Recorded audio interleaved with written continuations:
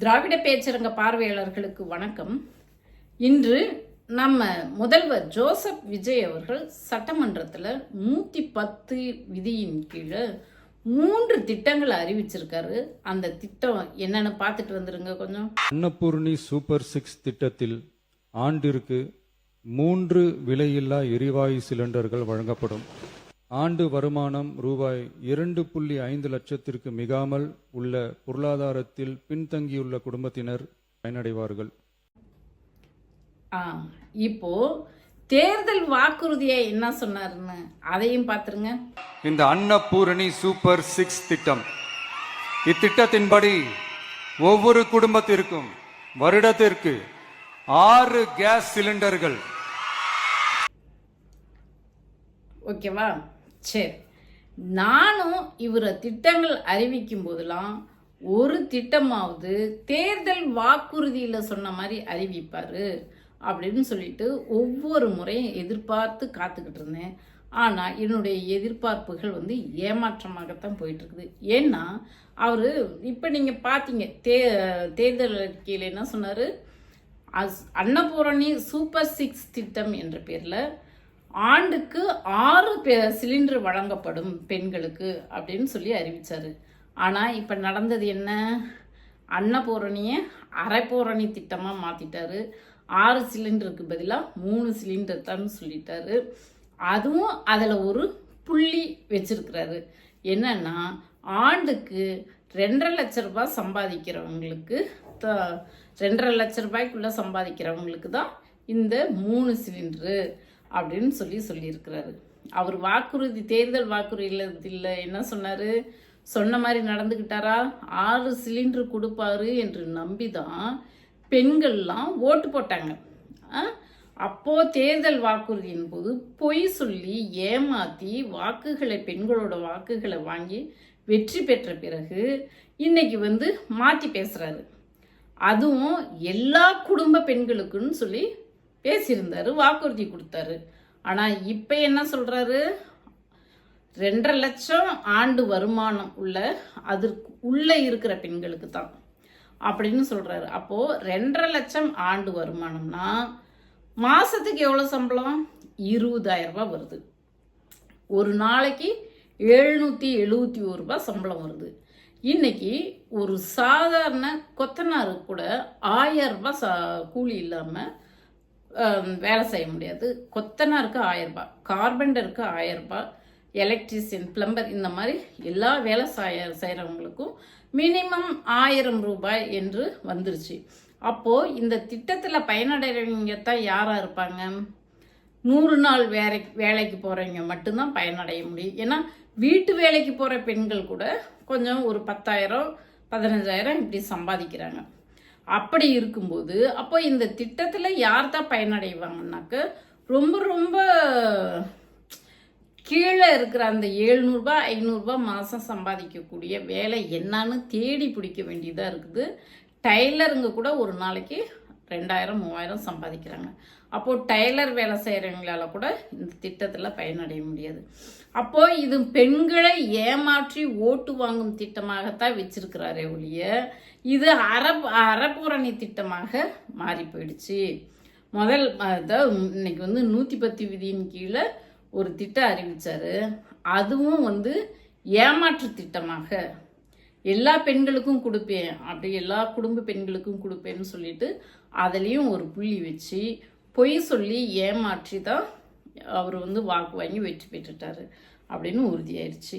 இன்னொரு திட்டம் என்னன்னாக்க, அனைத்து பெண்களுக்கும் தமிழ்நாடு முழுசும் இருக்கிற பேருந்துகளில் கட்டணம் இல்லாத பயணம் செய்யலாம் அப்படின்னு சொல்லிட்டு அறிவிச்சாரு தேர்தல் வாக்குறுதியில். ஆனால் இப்போ என்ன அறிவிச்சிருக்கிறாரு, ஆக்சுவலாக இந்த திட்டம் திராவிட முன்னேற்ற கழக திட்டம். விடியல் பயணம் என்று எங்களுடைய முதல்வர் முத்துவேல் கருணாநிதி ஸ்டாலின் பெண்களுக்கெல்லாம் கட்டணமில்லா பேருந்து பயணம், விடியல் பயணம்னு பேர் வச்சு கொடுத்தாரு. அது கிராமத்தில் இருக்கிற பெண்களுக்கு நகரத்துக்கு வேலை செய்யறதுக்கு, அங்கேருந்து கிராமத்திலேருந்து நகரத்துக்கு பெண்களை நகர்த்தியது. அது பெண்கள் பெரிதும் பயனடைஞ்சாங்க.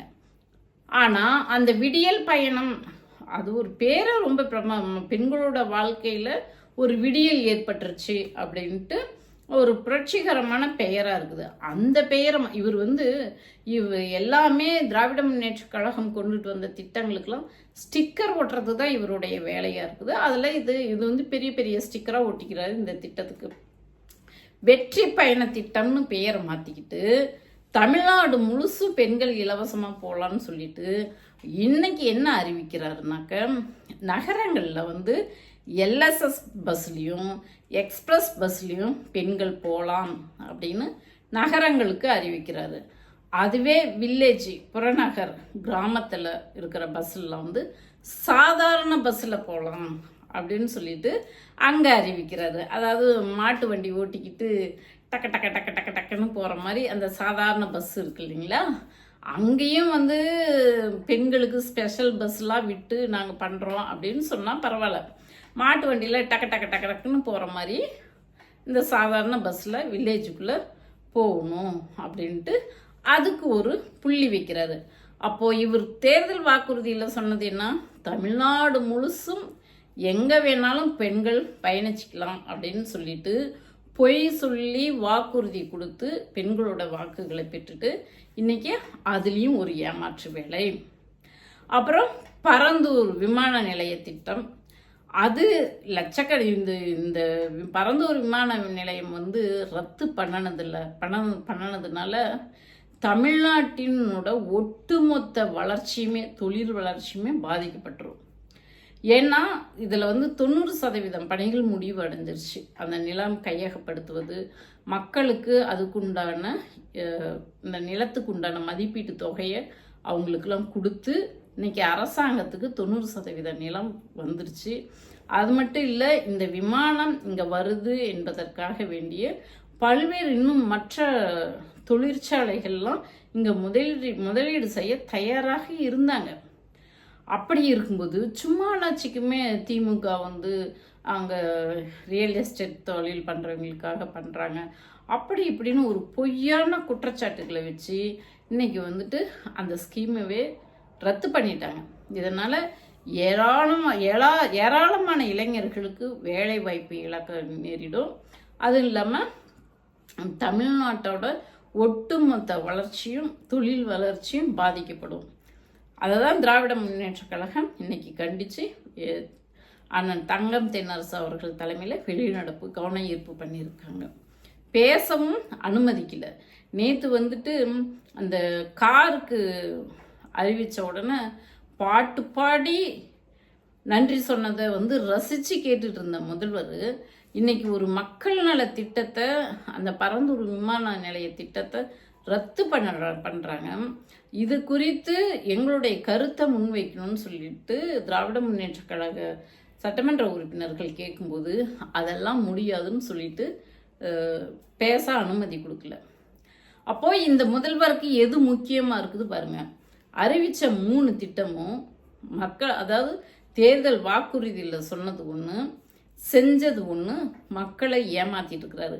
இது மட்டும்தானா அப்படின்னு சொல்லி பார்த்தோம்னா, அவர் வெற்றி பெற்ற உடனே சொன்னார், அறிவித்தார் 200 யூனிட் வரைக்கும் 500 யூனிட்டுக்குள்ளே ஓட்டுறவங்களுக்கு 200 யூனிட் ஃப்ரீ அப்படின்னு சொன்னார்.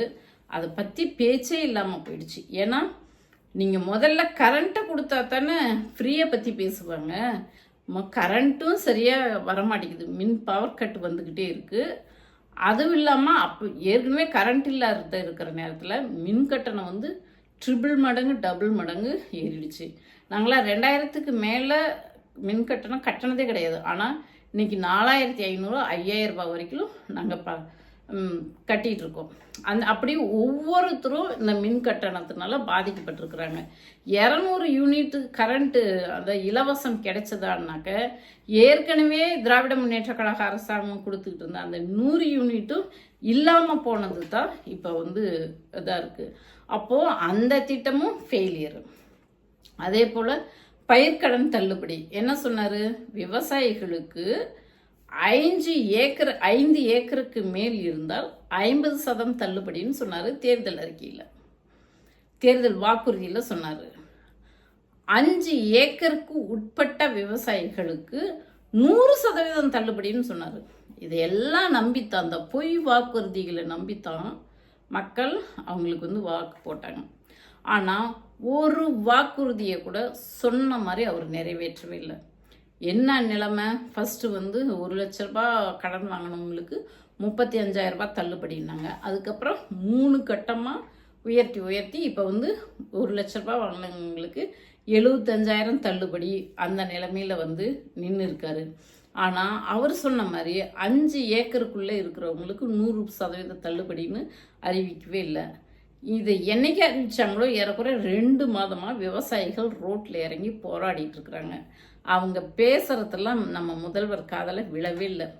இவர் ஒன்று வாக்குறுதி கொடுப்பாரு, இவர் செய்யறது ஒன்று செய்வார். அப்போது ஒட்டு மொத்தமாக பொய் வாக்குறுதி, மக்களை பெண்களை ஏமாற்றி வாக்கு வாங்கியிருக்காரு.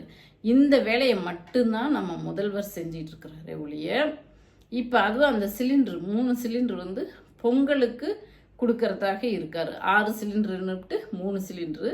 அப்போது இவர் அந்த 2,50,000 லட்சம் வருமான உச்சவரம்பு விதிக்கும்போது குடும்ப அட்டைகளுக்கு வழங்குவோம் அப்படின்னு சொல்லியிருந்தாக்க கூட ஓரளவுக்கு அந்த 2 கோடி குடும்ப பெண்களுக்கும் பயன்படுற அளவுக்கு இருக்கும், குடும்ப அட்டைதாரர்களுக்கும் பயன்படுத்த. அதுக்கும் இல்லாமல் அதுக்கும் ஆப்போசிட்டாரு. அப்போது வெறும் 20,000 மட்டுமே சம்பளம் வாங்கக்கூடியவங்க யார் இருக்காங்க? இன்னைக்கு வந்துட்டு சாதாரண எளிய இந்த பிளம்பர், பெயிண்டர் இவங்களாம் 1000 ரூபாய் இல்லாமல் வேலை செய்ய மாட்டேங்கிறாங்க. அப்போ 1000 ரூபாய் கணக்கு போட்டாக்க கூட மாதத்துக்கு 30,000 ரூபாய் வருது.